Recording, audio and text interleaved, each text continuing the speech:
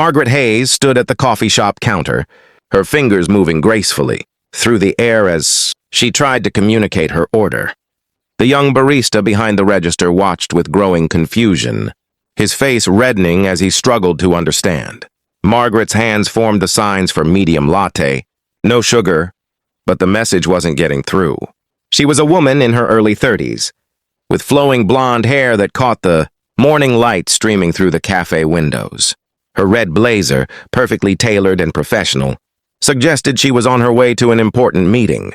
There was a quiet dignity in the way she carried herself, even as frustration began to cloud her expression. The cafe was one of those modern places with exposed brick walls and industrial shelving, displaying various coffee, equipment, and artisanal products.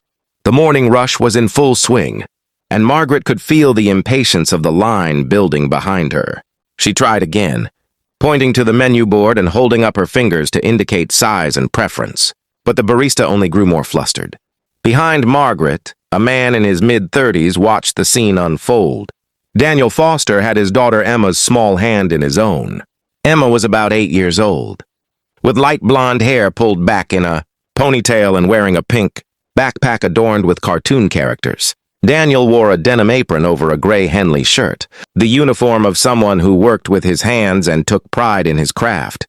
His dark hair was neatly styled, and there was a kindness in his eyes that spoke of someone who had learned life's harder lessons and come through them with his compassion intact. Emma tugged on her father's sleeve. "Dad," she whispered, "that lady can't hear. She's using sign language. Please help her." Daniel hesitated for just a moment. He wasn't someone who naturally sought the spotlight, but his daughter's plea touched something deep within him. Years ago, his younger sister had been born deaf, and the family had learned sign language together. Though his sister had moved across the country for work, Daniel had never forgotten those silent conversations. The way hands could speak volumes without making a sound. He gently squeezed Emma's hand and stepped forward, careful not to startle Margaret. When she glanced his way, he raised his hands and began to sign. His movements were careful, perhaps a bit rusty, but sincere. "I can help you order," his hand said. "What would you like?"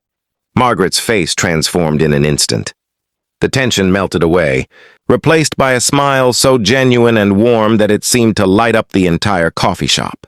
Her eyes, which had been guarded and tired, now sparkled with relief and gratitude. She signed back quickly, her movements fluid and natural.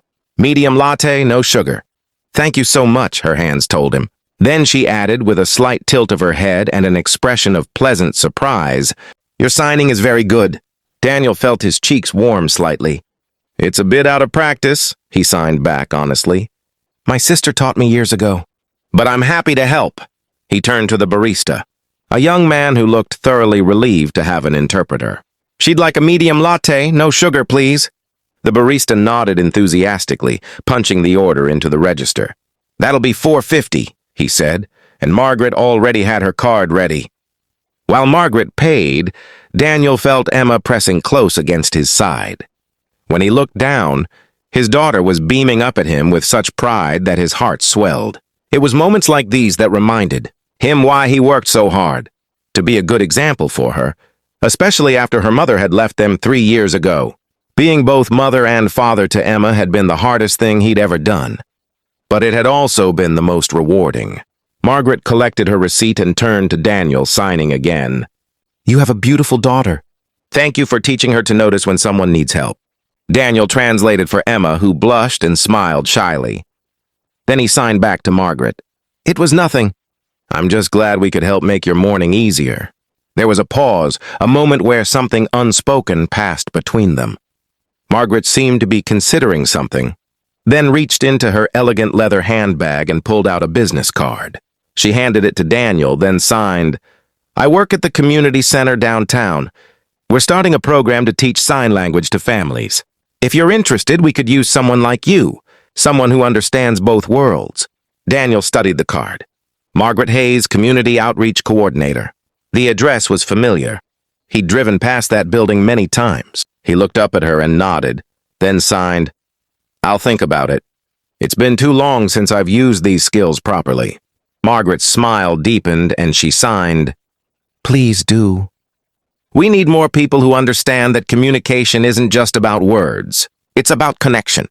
The barista called out Margaret's order, and she collected her cup with a graceful nod. Before leaving, she waved to Emma, who waved back enthusiastically. Then Margaret was gone, disappearing into the busy morning sidewalk beyond the cafe's windows. Daniel and Emma ordered their own drinks, hot chocolate for Emma and a simple black coffee for himself, then found a small table near the window. Emma swung her legs back and forth, her face still glowing with excitement. "Dad, that was so cool," she said, her voice filled with wonder. "I didn't know you could talk with your hands like that." Daniel smiled at his daughter, reaching across the table to ruffle her hair gently. "When your Aunt Sarah was born, your grandparents made sure all of us learned sign language. They wanted her to feel included in everything, to never feel left out or different. It was one of the best things they ever did for our family." Emma considered this seriously, in that way children do when they're processing something important. "Will you teach me?" she asked. "I want to be able to help people too." Something caught in Daniel's throat, pride and love mixing together in a way that made his eyes sting slightly. "Of course I will, sweetheart. We can start tonight after dinner if you'd like." Emma nodded vigorously, then took a sip of her hot chocolate, getting a foam mustache that made them both laugh. As they sat together in that warm cafe, Daniel found his mind wandering to Margaret, to the way her whole demeanor had changed when someone finally understood her, when the barrier between her and the world had briefly fallen away. He thought about his sister Sarah, about the frustration she must have faced countless times over the years, and about how small acts of kindness could ripple outward in ways we never fully understood. That evening, after Daniel had picked Emma up from school and they'd had dinner together, the simple spaghetti and meatballs that was their Tuesday tradition, they sat together on the living room couch. The house was modest but comfortable, filled with Emma's artwork on the refrigerator and photographs that chronicled their little family's journey. Daniel showed Emma the basics, the alphabet. Simple words like, hello, thank you, please. Emma was a quick learner, her small fingers forming the shapes with determined concentration. They practiced for nearly an hour, laughing when Emma accidentally signed elephant instead of beautiful, giggling together over their mistakes. As Daniel tucked Emma into bed that night, she looked up at him with those serious eyes that sometimes made her seem much older than 8. "Dad," she said softly, "do you think we'll see that lady again? From the coffee shop?" Daniel smoothed the covers over her and kissed her forehead. "I don't know, sweetheart. But even if we don't, we made her day a little better. Sometimes that's enough." Emma nodded, satisfied with this answer, and her eyes began to drift closed. Daniel sat with her for a few minutes more, watching her face relax into sleep, feeling grateful for this small person, who kept his world grounded and gave him purpose. Over the next few days, Daniel found his thoughts returning to Margaret's business card, which he'd tucked into his wallet. He'd pull it out during slow moments at work, his carpenter's hands rough and calloused, such a contrast to the elegant cardstock. He ran a small woodworking business from his garage, creating custom furniture for clients around town. It was honest work that he loved, but it could be isolating. Just him and the wood and his tools. The idea of the community center program intrigued him. He thought about Emma, about the world she was growing up in, about the importance of teaching children to see beyond themselves, to understand that there were many different ways of moving through the world. On Thursday evening, after Emma was asleep, Daniel sat at his kitchen table with his laptop and visited the community center's website. The sign language program was there, clearly described. Classes for families, workshops for businesses, community events to bring together deaf and hearing people in shared activities. Margaret's photograph was on the staff page. In it, she was smiling that same warm smile he'd seen in the coffee shop, her blonde hair falling over one shoulder, looking both professional and approachable. He drafted an email 3 times before finally settling on something simple. "Hello, Margaret. I'm Daniel Foster. We met at the cafe on Monday. I've been thinking about your program, and I'd like to know more about how my daughter and I might get involved. Please let me know when would be a good time to talk." He hit send before he could second-guess himself, then closed the laptop and went to bed. The response came the next morning. Margaret had written back with obvious enthusiasm. She suggested they meet at the community center on Saturday morning, when she could show him around and introduce him to some of the program coordinators. She added that Emma was welcome to come along, that there would be other children there for a youth arts program. Saturday arrived with that particular quality of light that autumn mornings bring, golden and gentle. Daniel and Emma drove downtown to the community center, which turned out to be a converted warehouse with large windows and an open, welcoming feel. They found Margaret in the main lobby, and her face lit up when she saw them. She greeted them both in sign language first, then spoke aloud for Emma's benefit. "I'm so glad you came," she said warmly. Her voice had a slight quality to it that Daniel recognized from his sister's speech, the particular cadence of someone who had learned to speak without being able to hear their own voice. It only made her more endearing. Margaret gave them a tour of the facility. There were classrooms for various programs, a large multi-purpose room where community events were held, a library with books in multiple formats, including many with sign language resources, and a small cafe where volunteers served coffee and pastries on weekends. Everywhere they went, Margaret introduced Daniel and Emma to staff and volunteers, her hands moving in constant translation between the hearing and deaf community members they encountered. Emma was fascinated by everything, her eyes wide as she watched people signing back and forth, their hands dancing through conversations. At one point, Margaret introduced Emma to another young girl, Sophie, who was deaf. Margaret taught Emma how to fingerspell her name, and the two girls giggled together as Emma slowly spelled out EMMA with her fingers. While Emma played with Sophie and some other children in a supervised activity room, Margaret led Daniel to a quiet corner of the cafe. They sat across from each other at a small table, and Margaret pulled out a folder with stories about his woodworking, about the meditative quality of shaping wood with his hands, about how running his own business gave him the flexibility to be there for Emma in all the ways that mattered. One Saturday in late October, as they sat together with steaming cups of coffee, Margaret grew more serious. "Can I tell you something?" She signed, her speaking voice quieter than usual. "Of course," Daniel responded, setting down his cup to give her his full attention. "That day in the coffee shop," she continued, "I was having one of those mornings where I was questioning everything. I'd had 3 frustrating encounters before I even got to that cafe. A taxi driver who refused to pick me up because he got impatient with my communication. A receptionist at a doctor's office who spoke to me like I was a child. A person on the subway who bumped into me and then made a rude comment about people like me. By the time I got to that coffee shop, I was feeling very small, very invisible." She paused, her eyes meeting his with unexpected vulnerability. "And then you stepped forward.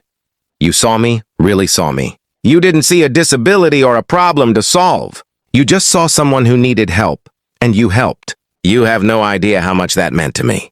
It reminded me why I do this work, why it matters." Daniel felt his chest tighten with emotion.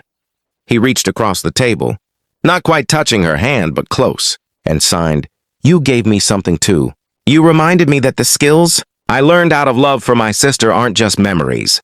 They're a bridge. And you've given Emma and me this community, this purpose." "I think maybe we were supposed to meet that day," Margaret smiled. That radiant smile that had first caught his attention in the coffee shop. And this time her eyes were bright with unshed tears. "Maybe we were," she agreed. As autumn deepened into early winter, Daniel found himself spending more time at the community center. He built a new bookshelf for the library, donating his time and materials, crafting something beautiful and sturdy that would serve the community for years. Emma helped, handing him tools and learning the basics of woodworking alongside her sign language lessons. Margaret would stop by to check on their progress, and the 3 of them began to feel like a unit, a small family forming in the wood dust and the gentle quiet of the library after hours. One evening in December, with the bookshelf finally completed and holiday lights twinkling in the center's windows, Margaret asked if Daniel and Emma would like to come to the center's annual holiday party the following weekend. "It's a big community event," she explained. "Lots of families, lots of kids. There's food and music and a sign language performance of some holiday stories. I think Emma would love it." Daniel agreed immediately, and Emma's excitement was palpable. They spent the week preparing, with Emma practicing her sign language skills and Daniel teaching her a simple holiday song in sign language that they could perform together, if she felt brave enough. The night of the party, the community center was transformed. Strings of lights crisscrossed the ceiling. Tables were laden with food from various cultural traditions, and families filled every corner with warmth and laughter. Daniel watched as deaf and hearing people mingled easily, communication flowing through sign language, spoken words, and the universal language of community and celebration.